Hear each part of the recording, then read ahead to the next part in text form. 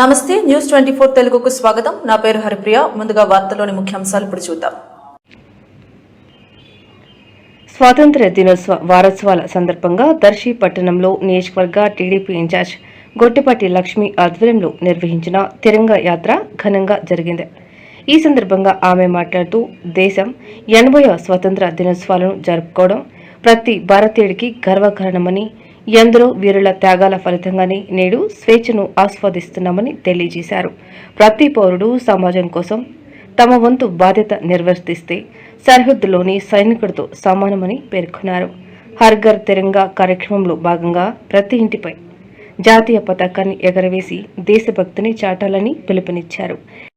ఈ కార్యక్రమంలో Darsi CI Y Ramarao, SI G Edukondalu, in charge tahsildar Ramanarao, ఎంఈఓలు మాలకొండయ్య, రామాదేవి, కూటమి నాయకులు మరెళ్ల వెంకటేశ్వర్లు, మేడగం వెంకటేశ్వరరెడ్డి, చిన్న ఉపాధ్యాయులు, పోలీసులు మరియు పెద్ద సంఖ్యలో ప్రజలు పాల్గొన్నారు.